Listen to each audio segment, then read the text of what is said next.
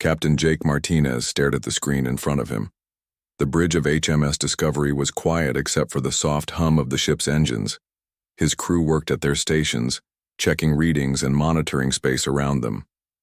"Captain, we have something strange on sensors," said Lisa Wong from her engineering station. Her voice was calm but curious. Jake turned his chair toward her. "What kind of strange?"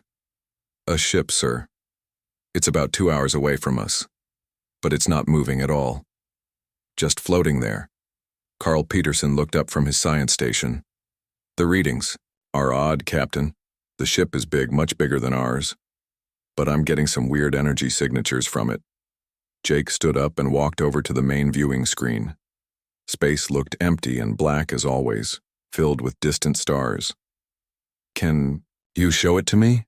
Lisa's fingers moved quickly over her controls. The screen changed, and now they could see a dark shape against the stars. It was indeed much larger than their own ship. The hull looked damaged in several places, and no lights were visible anywhere on it. "Any idea what kind of ship that is?" Jake asked. Carl studied his readings carefully. "The design matches what we know about Kethmori vessels, sir. But I've never seen one this badly damaged." Jake nodded slowly. The Kethmori were well known throughout the galaxy. They were a warrior race, proud and strong. They had advanced technology and powerful weapons. Most other species, including humans, tried to stay on their good side. The Kethmori didn't think much of humans, calling them weak and soft. "Are there any life signs on that ship?" Jake asked. Carl checked his instruments again. "Yes, sir. I'm reading about 17 beings on board. But their life support systems are failing. They probably don't have much time left." Lisa turned around in her chair. "Captain, if that ship is as damaged as it looks, those people are in serious trouble. Their engines aren't working and their power systems are barely functioning." Jake walked back to his captain's chair. He had a decision to make. The smart thing would be to report the damaged ship to the nearest space station and let someone else handle it. The Kethmori had never been friendly to humans. They might not even want human help. But 17 people were dying out there. "Lisa, how long would it take us to reach them?" "About 2 hours at full speed, sir." "And can we help them?" Lisa looked uncertain. "I don't know, sir. We don't have the right equipment for major ship repairs. And if their life support is failing, we'd need to get them off their ship somehow. Our ship can hold maybe 20 extra people if we crowd them into the cargo areas," Carl added. "But moving 17 Kethmori from their ship to ours won't be easy. They're much larger than humans." Jake thought about this. The Discovery was an exploration ship, not a rescue vessel. They had basic medical facilities and some repair tools, but nothing designed for major emergencies. Still, they were the only ship in the area. "Set course for that vessel," Jake ordered. "Full speed." "Yes, sir," Lisa said, and the ship began to turn toward the damaged craft. As they got closer, the damage became clearer. The Kethmori ship had been hit by something big, probably rocks from an asteroid field. Large holes were torn in the hull, and entire sections were missing. It was amazing that anyone was still alive inside. "Try to contact them," Jake told Carl. Carl worked at his station for several minutes. "I'm getting a response, sir. Audio only. They're using their emergency communications." "Put it through." A deep, rough voice filled the bridge. The words were in Galactic Standard, but the accent was thick. "Unknown vessel, this is War Leader Zorvac of the Kethmori. We do not require assistance from lesser species. Keep your distance." Jake stepped forward. "War Leader Zorvac, this is Captain Martinez of the human ship Discovery. Your vessel appears to be in distress. We offer our help." There was a long pause. Then the voice came back, weaker than before. "Human vessel, you cannot help us. Our ship is beyond repair. Go away and let us die with honor." "Sir," Lisa whispered, "their life support just dropped another level. They have maybe 4 hours left." Jake spoke into the communicator again. "War Leader, we may not be able to fix your ship, but we can get your people to safety. Let us try." Another pause. "You would risk your own lives for Kethmori. We have never shown kindness to your kind." "That doesn't matter right now," Jake replied. People are people. For almost 10 minutes, there was no response. Then Zorvak's voice returned. Very well, human captain. We accept your offer. But know that we expect nothing from you that you cannot deliver. Jake turned to his crew. Lisa, I need you to figure out how to get 17 large aliens off that ship and onto ours. Carl, check our medical supplies and food stores. We're going to have guests for a while. What about transportation, sir? Lisa asked. Our shuttle can only carry 6 people at a time, and that's if they're human-sized. Jake looked at the damaged ship on the screen. Then we'll have to make multiple trips or find another way. Lisa studied the readings from both ships. Captain, I have an idea. It's dangerous, but it might work. We could extend our docking tunnel and try to connect directly to their ship, but with all that damage, it would be risky. How risky? If their hull gives way while we're connected, we could lose our own ship. Jake considered this. The safe thing would be to use the shuttle, making trip after trip, but that would take time they didn't have. The Kethmori life support was failing quickly. Do it, he decided. Connect us to their ship. The next 2 hours were tense and difficult. Lisa worked with her engineering team to modify their docking system. They had to be very careful not to put too much stress on the damaged Kethmori hull. One wrong move could cause a catastrophic failure. When the connection was finally made, Jake was the first to cross over to the alien ship. The Kethmori were indeed much larger than humans, standing almost 8 feet tall with thick armored skin. War leader Zorvak was the largest of them all, with scars covering his arms and face. You came yourself, Zorvak said, looking down at the human captain. That shows courage even if you are small.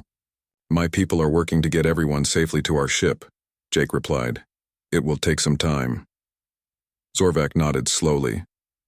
We are in your debt, Captain Martinez. This is not something my people will forget. It took 6 hours to move all 17 Kethmori to the Discovery. The human ship was crowded, but everyone was safe. The Kethmori were grateful, but also puzzled by human kindness.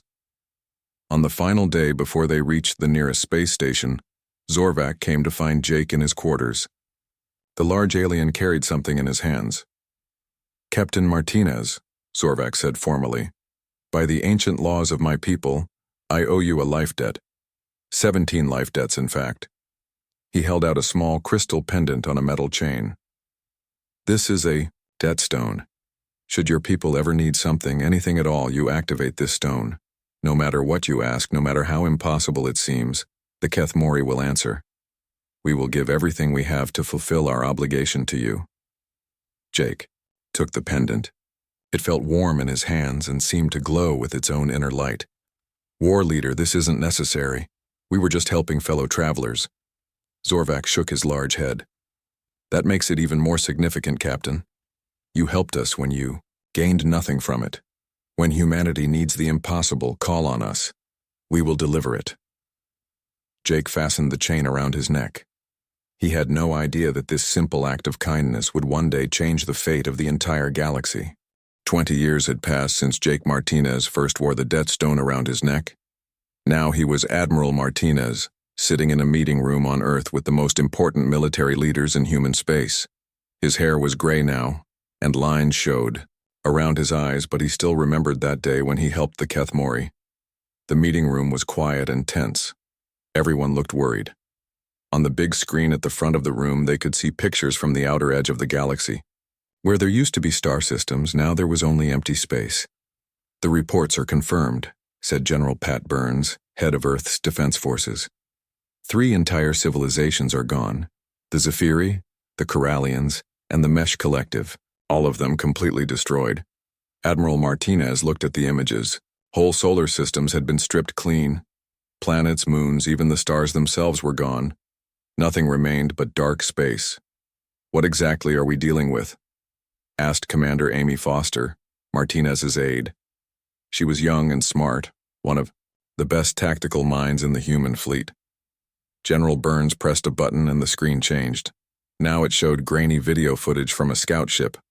Dark shapes moved through space, each one as big as a city. There were thousands of them, maybe tens of thousands. We call them the Devourer Fleet, Burns explained. They're machines, but not like any we've seen before. They eat everything. Planets, ships, even stars. They break everything down into raw materials and use it to build more of themselves. Martinez studied the video carefully. The machines moved in perfect formation, like a swarm of insects. How fast are they moving?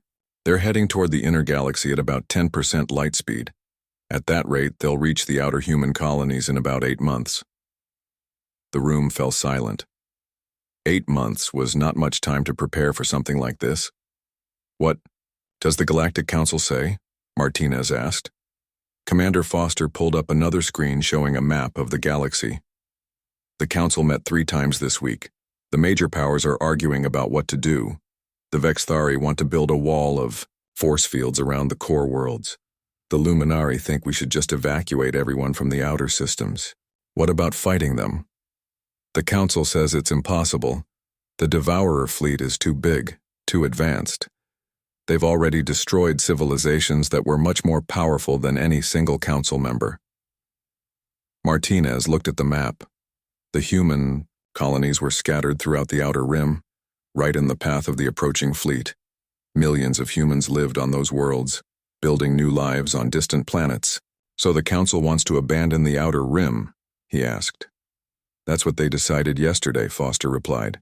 They're going to pull all military forces back to defend the core worlds. They say the outer colonies are acceptable losses. Admiral, Martinez felt anger rising in his chest. Acceptable losses. That meant real people, families, children. The Council was willing to let them die to save the more important worlds. What about our own defenses? He asked. How many ships can we put together? General Burns looked uncomfortable. About 200 ships, sir. Most of them are patrol vessels and cargo haulers with basic weapons. We have maybe 30 real warships. 200 ships against tens of thousands of alien machines. It wasn't even close to enough. The other species in the outer rim are in the same situation, Foster added. The Kethamori have a strong fleet, but even they can't face something this big alone. Most of the smaller civilizations are already evacuating their worlds. Martinez walked to the window and looked out at Earth's blue sky. Somewhere out there, the Devourer fleet was getting closer every day. In 8 months, everything humanity had built in the outer colonies would be gone. He thought about the Death Stone. It was still in his personal quarters, locked in a small box. He hadn't touched it in 20 years. The Kethamori had been good allies to humanity, trading partners, and sometimes friends, but they had never asked for anything in return for the life debt. Sir? Commander Foster was looking at him with concern. Are you all right? Martinez turned back to face the room. I want to see all the reports on the Devourer fleet. Everything. We have.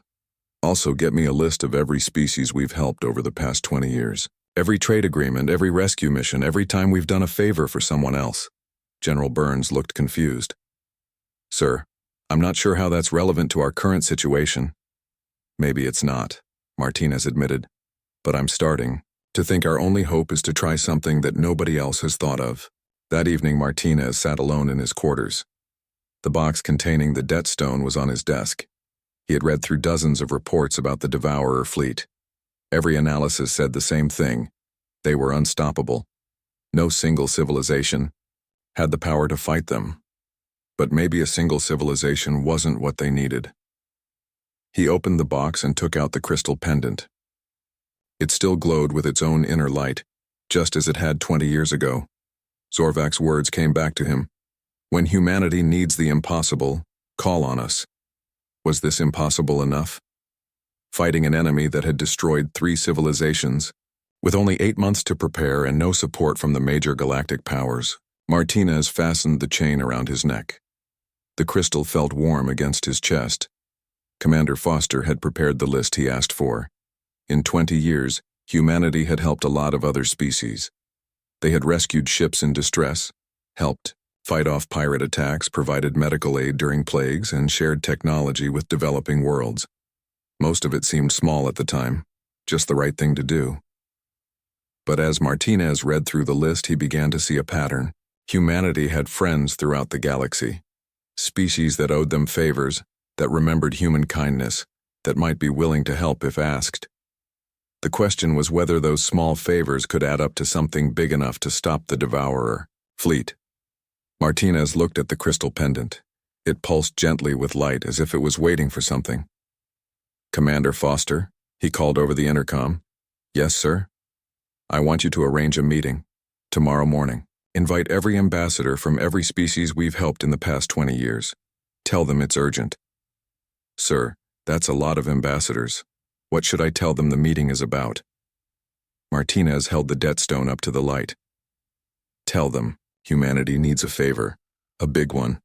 The next morning would change everything." Martinez didn't know it yet, but he was about to discover that 20 years of small kindnesses had created something powerful. Something that might just be enough to do the impossible.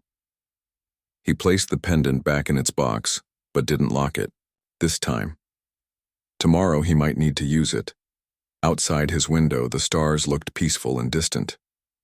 But somewhere out there, the Devourer fleet continued its approach. In 8 months, those same stars might be gone forever. Unless humanity could find a way to do what everyone said was impossible. Admiral Martinez stood in the large meeting hall on Earth. The room was filled with ambassadors from dozens of different species. Some were tall and thin, others short and wide. Some breathed different gases and sat in special environmental suits. But they had all come when humanity asked.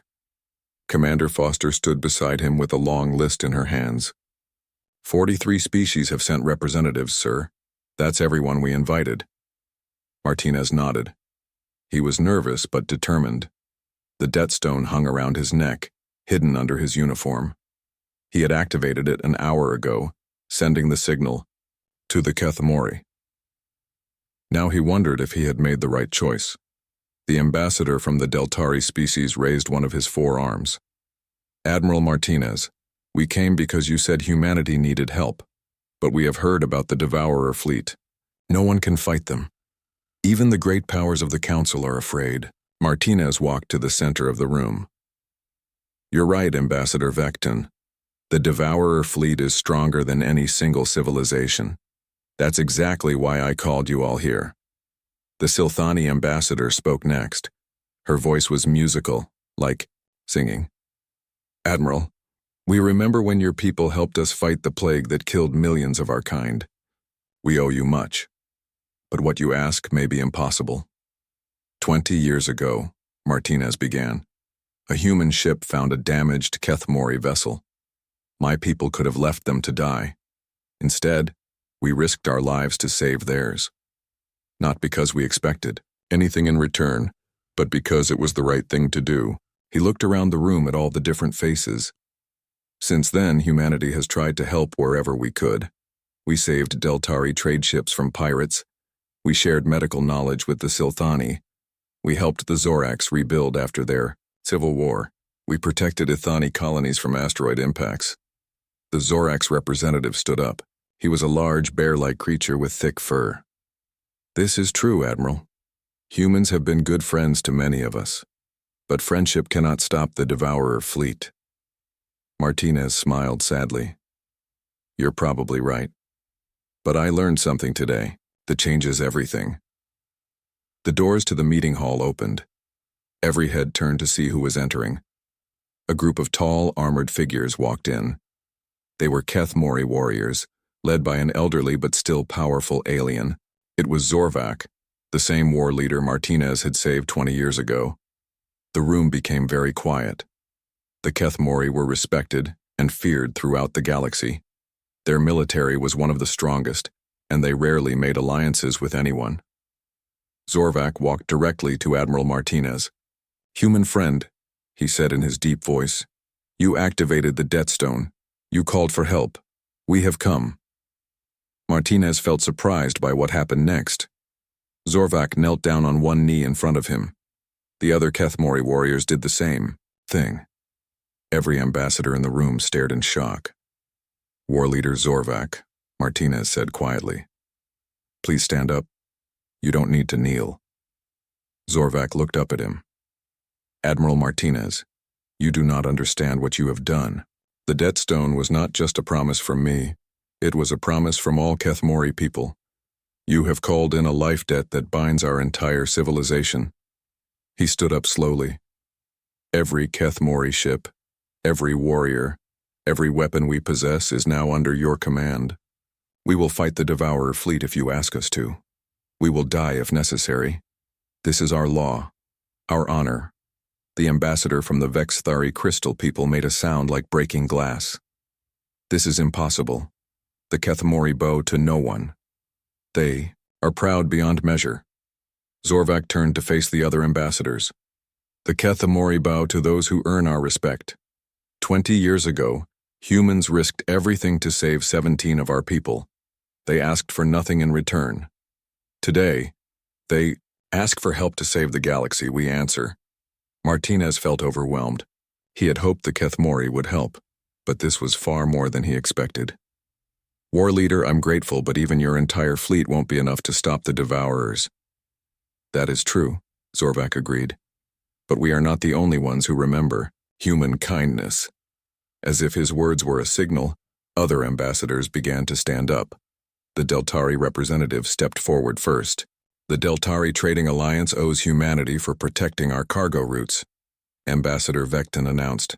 We offer our merchant fleet and our economic networks to support this fight. The Silthani ambassador was next. Humanity saved millions of our people from plague. We give our medical ships and our healing technology. One by one, representatives from different species began making promises. The Zorax offered their construction fleets. The Athani promised their mining operations. The small Piptar species offered their communication networks. Martinez watched in amazement as species after species pledged their help. Most of them were not military powers.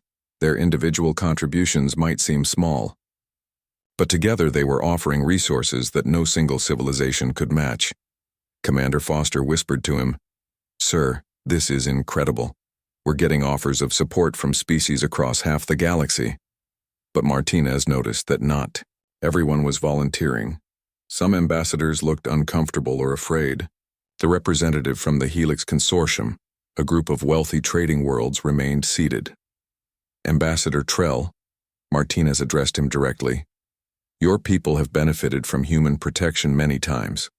Will the Helix Consortium help us? Trell shifted nervously in his chair. Admiral, you must understand our position.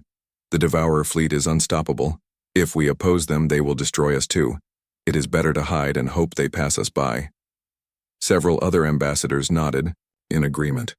They were grateful to humanity, but they were also terrified of the approaching enemy.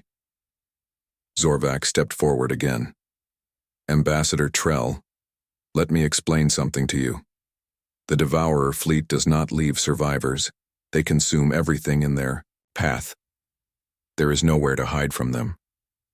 He looked around the room at all the assembled representatives. This human admiral offers you something valuable. A chance to fight back.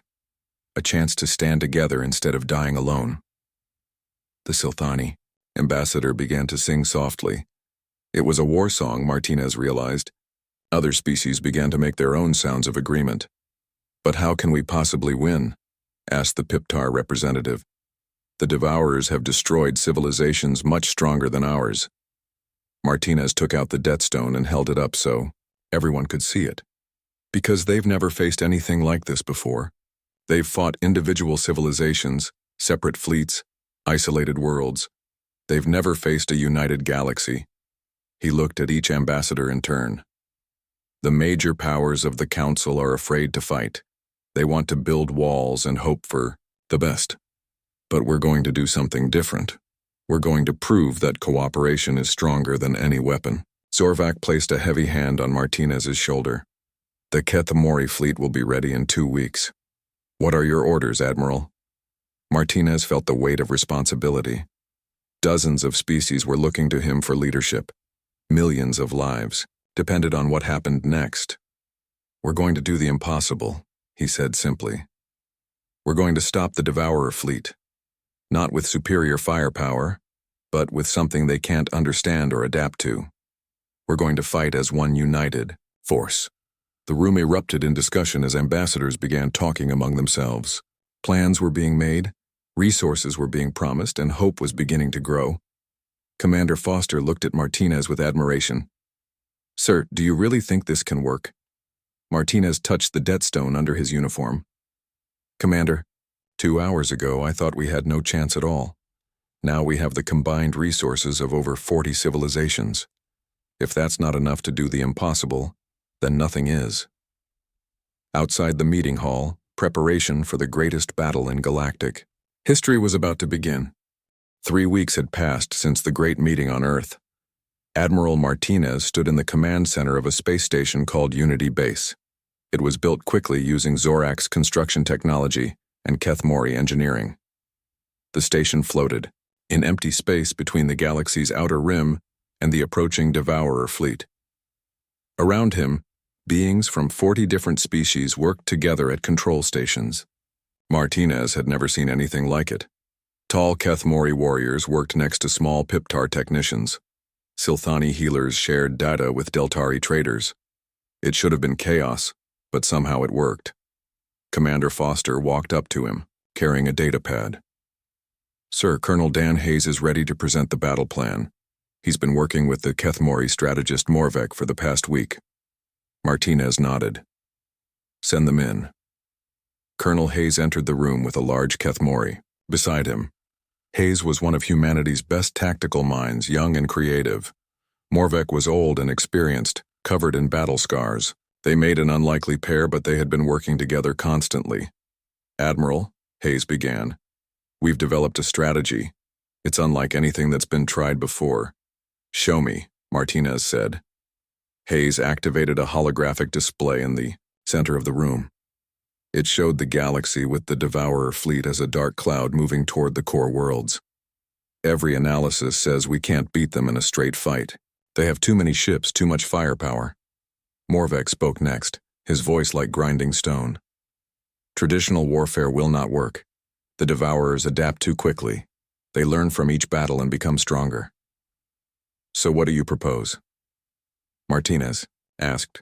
Hayes smiled. "We do what humans do best. We improvise, we adapt, we turn their strengths against them."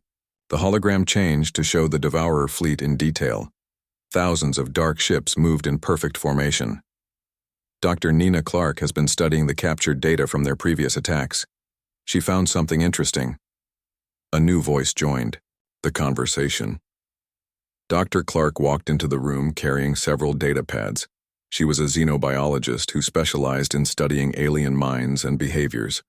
"Admiral," she said, "the Devourer fleet isn't just machines. They're connected by a shared consciousness. They all think together like a hive mind." Martinez studied the display. "That sounds like it makes them stronger, not weaker." "In most ways, yes," Dr. Clark agreed. "But it also creates a vulnerability. They can't understand concepts that don't fit their programming, and the biggest concept they can't process is cooperation between different species."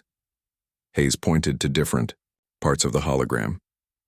"The Devourers have fought many civilizations, but always one at a time. They've never seen species working together the way we are now. Think about it," Dr. Clark continued. "They see a Kethmori ship working with a human vessel, protected by Silthani medical ships and supplied by Deltari traders. Their minds can't process why natural enemies would help each other."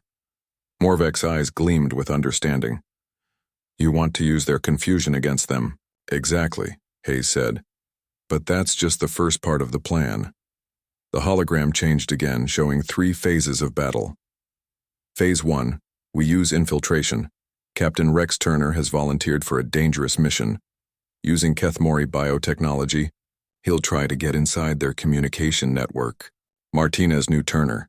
He was one of the best pilots in the human fleet, known for taking impossible risks. "How dangerous are we talking about?" "Very dangerous, sir," Hayes admitted. "But Turner says he can do it. Humans are naturally adaptable. If anyone can interface with alien technology, it's him." Phase 2, Morvek continued, "we use their learning ability against them. We will show them false weaknesses, teach them the wrong lessons." Dr. Clark nodded enthusiastically. "We'll let them win small battles, but make sure they learn incorrect strategies. When the real fight comes, they'll use the wrong tactics. Hayes pointed to the final phase. Phase 3 is the hardest part. We need to coordinate attacks across 17 different dimensional frequencies at exactly the same time. No single species has that capability. But together we do, Martinez realized. Each species contributes their unique technology. The timing has to be perfect, Hayes warned. If we're off by even a few seconds, the whole plan fails. Martinez looked around the command center. Representatives from every allied species were listening to the briefing. Their faces showed everything from excitement to terror. What do our military analysts say about this plan? Martinez asked. Commander Foster checked her datapad. They give it a 5% chance of success, sir. The room became very quiet. 5% was not good odds when the fate of the galaxy was at stake. Zorvac stepped forward from where he had been listening. Admiral Martinez, may I speak? Of course, War Leader. Zorvac looked around the room at all the different species working together. I have fought in many battles. I have seen victory and defeat, but I have never seen anything like this unity before. He gestured at a nearby workstation where 3 different aliens were sharing data. Look at them. Natural enemies working as friends. Species that have never trusted each other now share their most precious secrets. The Devourers have never faced this before, Zorvac continued. They have fought separate civilizations but never a united galaxy. That alone makes this plan worth trying. Dr. Clark spoke up again. There's something else, Admiral.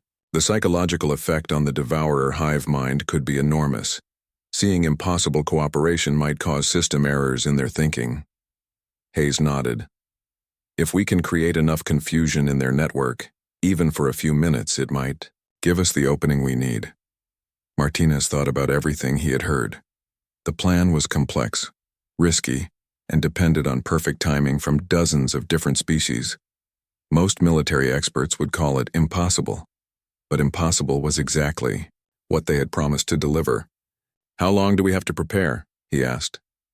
Foster checked the latest reports. The Devourer fleet will reach the outer colonies in 2 weeks. If we're going to do this, we need to move soon. Martinez looked at each person in the room. Humans, Kethamori, Silthani, Deltari, and many others. All of them waiting for his decision. Colonel Hayes, Dr. Clark, War Leader Morvek, he said formally. I approve your plan. Begin preparations immediately. The room exploded into activity. Beings from different species began coordinating their efforts.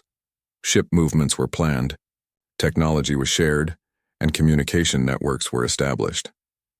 Captain Turner approached Martinez privately. Sir, about the infiltration mission, I want you to know I understand the risks. Martinez put a hand on the young pilot's shoulder. Captain, what you're attempting has never been done before. Are you sure you want to try this? Turner smiled. Admiral, someone once told me that when humanity owes you a favor, you should expect the impossible. Well, the galaxy asked us for a favor. Time to deliver. Commander Foster came over with final preparations. Sir, all Allied fleets are moving into position. Everyone's ready to attempt the impossible. Martinez looked out through the station's windows at the stars. Somewhere out there, the Devourer fleet continued its approach. In 2 weeks, they would either save the galaxy or die trying. Commander, he said quietly, send a message to all ships. Tell them we're about to do something that's never been done before. Tell them that today, impossible just means we haven't tried hard enough yet. The greatest battle in galactic history was about to begin. The Kepler Nebula was beautiful and deadly. Clouds of colorful gas and dust swirled around dying stars.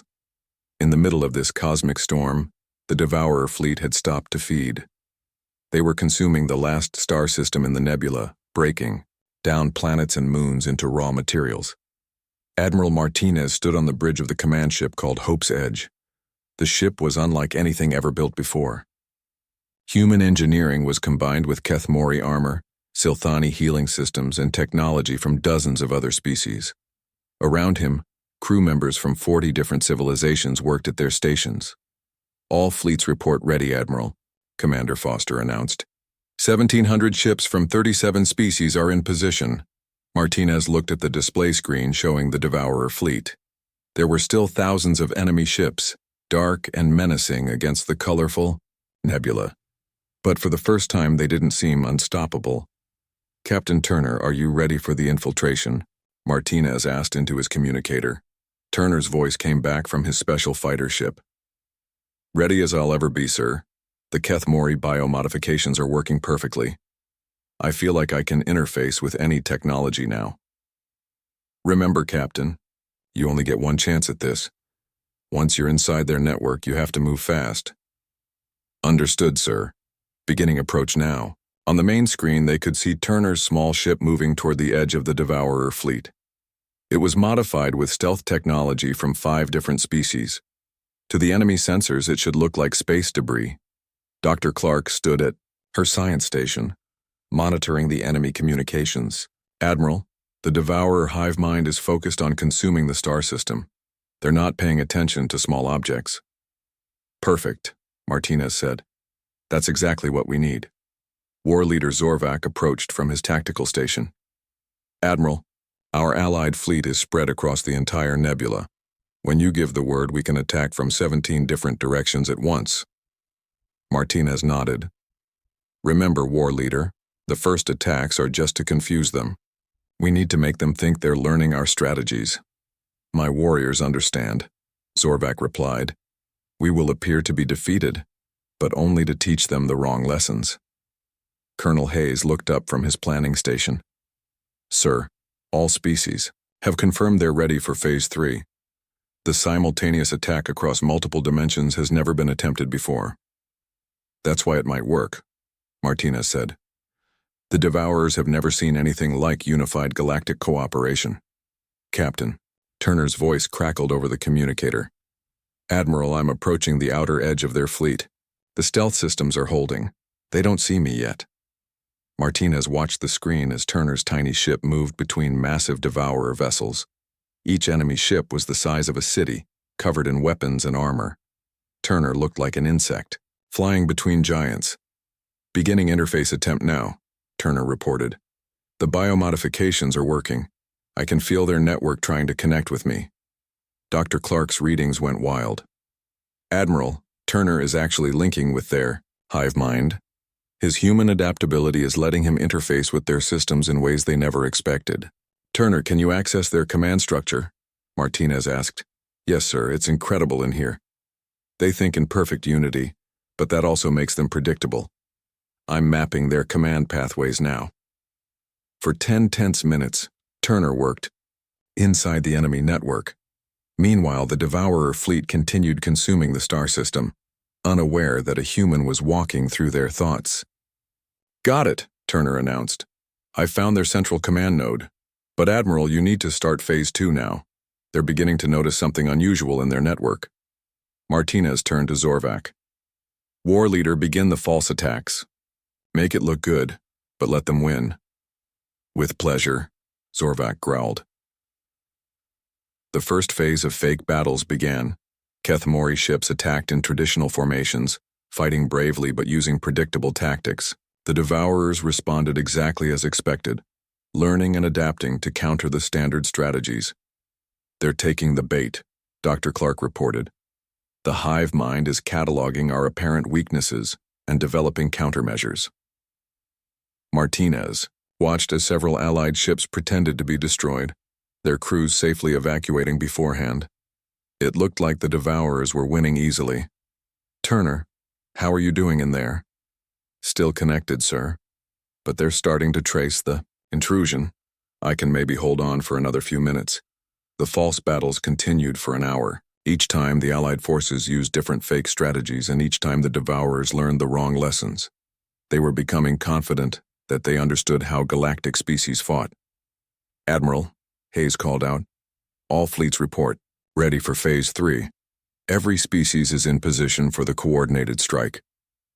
Martinez looked around the bridge at representatives from dozens of civilizations. They had all trusted humanity with their lives and their futures. Now it was time to deliver the impossible. "Turner, are you ready to create chaos in their network?" "Standing by, sir. When I disrupt their command node, it should confuse their entire fleet for about 5 minutes. That's all we need. All fleets, prepare for simultaneous attack across all dimensional frequencies. The next few moments felt like hours. Martinez could hear his own heartbeat as every ship in the Allied fleet prepared to attack at exactly the same time. Turner, execute disruption now. Disruption initiated. Their command network is going crazy. They can't understand what's happening to their connection. All fleets, attack now. 1,700 ships from 37 different species attacked. At once. But this wasn't the predictable fighting the Devourers had learned to counter. This was something completely new. Human ships worked with Kethmori vessels. Silthani medical ships protected Deltari traders. Zorax construction fleets used their industrial tools as weapons. Every species contributed their unique abilities to create attacks the Devourers had never seen. Their hive mind is overloading, Dr. Clark shouted over the noise of battle. They can't process cooperation between natural enemies. It's causing system errors throughout their fleet. The Devourer ships began acting strangely. Some stopped moving, others fired at empty space. Their perfect coordination was breaking down, as their shared consciousness struggled to understand what it was seeing. Phase 3 is working. Hayes announced. The dimensional attacks are hitting targets they can't defend against, but the battle was far from over. Even confused, the Devourer fleet was still enormous and dangerous. Many Allied ships were taking real damage now. Turner, get out of there, Martinez ordered. Your job is done. Trying, sir, but their network is collapsing around me. It's like being caught in a mental earthquake. Martinez watched the battle unfold on his screens. The impossible was happening. A united galaxy was actually fighting back against the unstoppable enemy. Then something unexpected occurred. The Devourer fleet began to consume itself. Unable to process the concept of cooperation, their programming turned inward. They started attacking their own ships, trying to eliminate the logical contradictions they couldn't understand. Admiral, Dr. Clark said in amazement, their hive mind is trapped in a paradox loop. They're literally thinking themselves to death. Turner's ship finally broke free from the enemy network and rejoined the Allied fleet. Sir, I've never experienced anything like that. Their consciousness couldn't handle the idea that enemies could become friends. The battle lasted 6 more hours, but the outcome was no longer in doubt. The Devourer fleet, caught in their own logical contradictions, destroyed themselves more effectively than any weapon could have. When it was over, Admiral Martinez stood in the command center of Hope's Edge, surrounded by cheering beings from 40 different species. They had done the impossible. They had saved the galaxy through cooperation and unity. Zorvac approached him with the debt stone in his hands. Admiral Martinez, the debt is fulfilled. But what we have witnessed here will be remembered forever. Martinez took the stone, but he didn't put it away. War leader, I think this belongs to all of us now. Today we proved that when the galaxy works together, there's no such thing as impossible. Commander Foster looked at the reports coming in from across the galaxy. Sir, the Galactic Council is asking for an emergency meeting. They want to discuss restructuring with Earth as the new diplomatic center. Martinez smiled. Tell them we'll consider it. But first, we have a lot of thank you messages to send. 40 species just proved that friendship is the most powerful force in the universe. He looked out at the nebula, where the last pieces of the Devourer fleet were drifting in space. The galaxy was safe, not because of superior weapons or advanced technology, but because different species had chosen to trust each other. The impossible had become possible, just as humanity had promised it would.